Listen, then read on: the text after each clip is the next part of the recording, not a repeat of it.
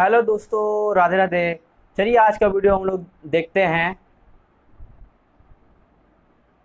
भाई world politics देखकर पूरी दुनिया यही बोल रही है, पता है क्या?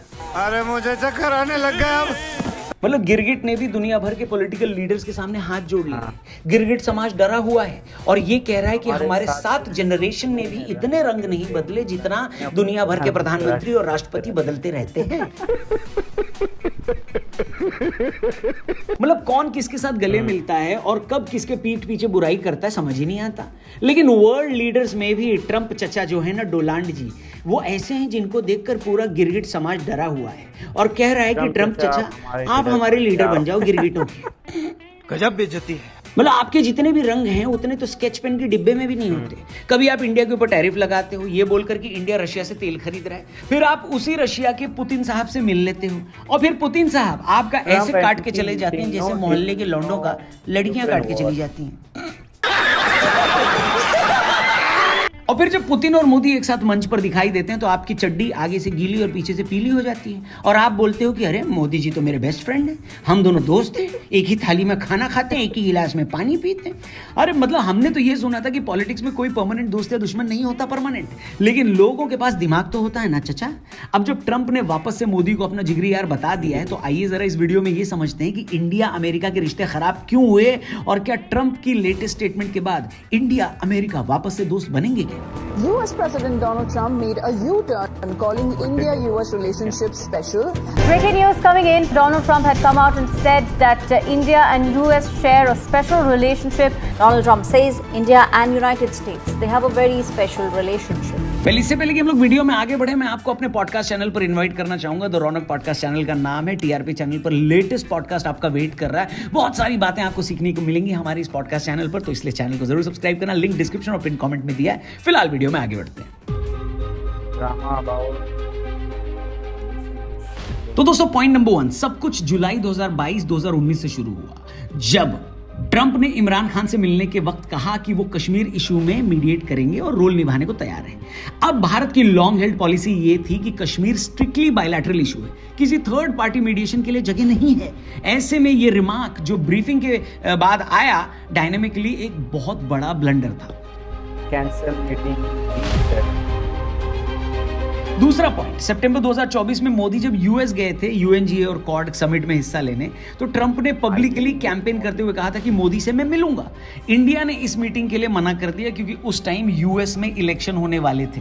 कमला हैरिस भी अपनी कैंपेन कर रही थी और ऐसे में मोदी का सिर्फ ट्रंप से मिलना एक तरीके से ट्रंप का एंडोर्समेंट दिखता, इसलिए मोदी जी ने ट्रंप से मिलने से मना कर दिया। यह बात ट्रंप को पसंद नहीं आई क्योंकि चचा ने तो मोदी जी से मिलने की बात पब्लिकली बोल दी थी। Operation Sindoor and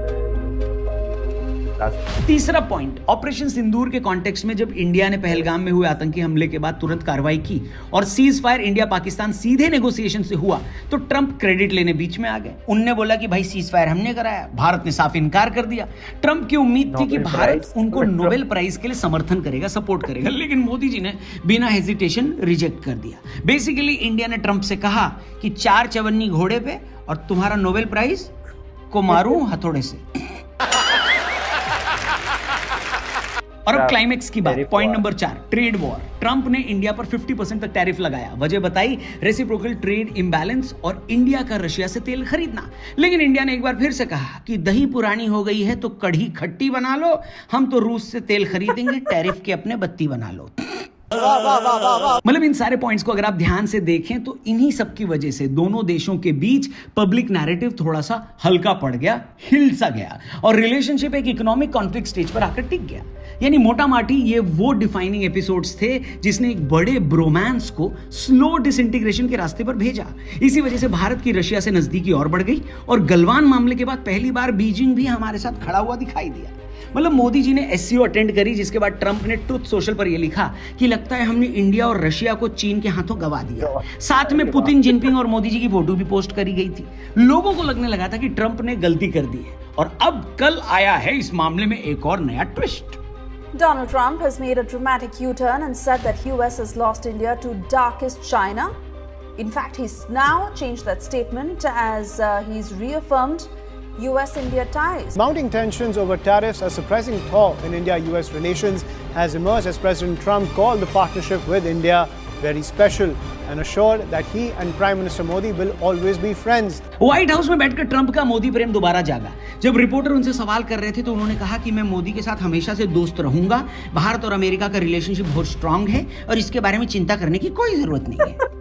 I always will. I'll always be friends with Modi. He's great. Prime Minister. He's great. India and the United States have a special relationship.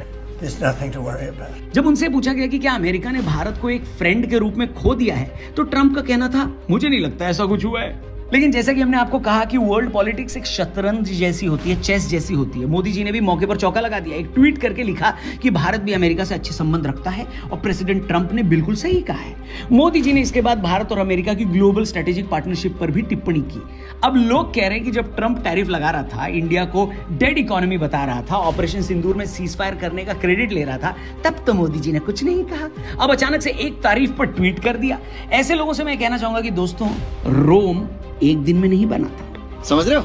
India America के रिलेशनशिप को एक reset की जरूरत है और आज का geopolitics बहुत ही अलग है। ऐसे में हम आपको कुछ पॉइंट्स में ये बताते हैं कि इंडिया अमेरिका के रिश्ते क्या रीसेट हो पाएंगे।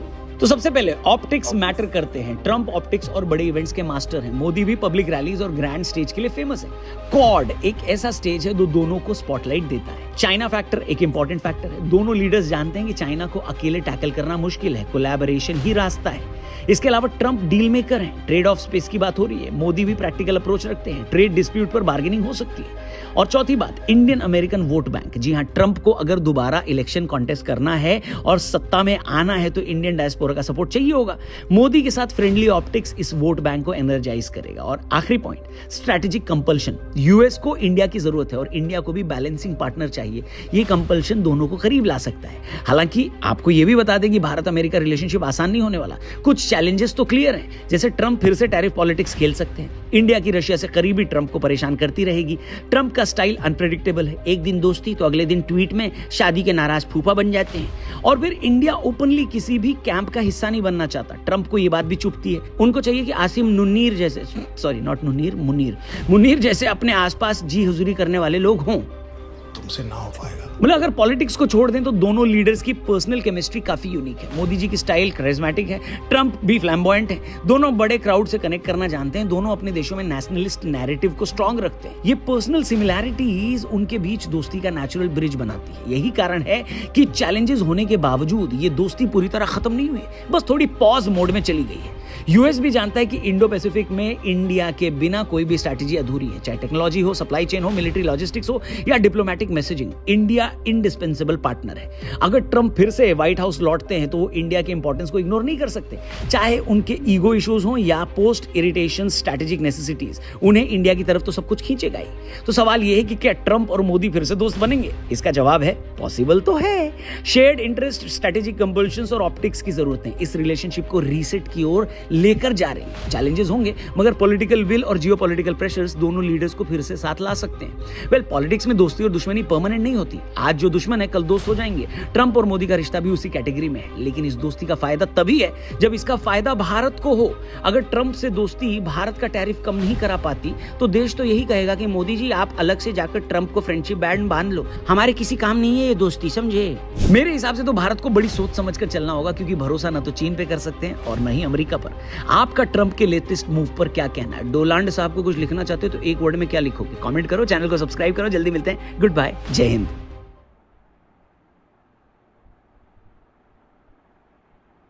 दोस्तों, अगर वीडियो अच्छी लगी है तो चैनल को सब्सक्राइब करके बेल आइकन को दबा लीजिए, जिससे कि आपको हमेशा वीडियो मिलती रहे। तब तक के लिए अपना ख्याल रखें।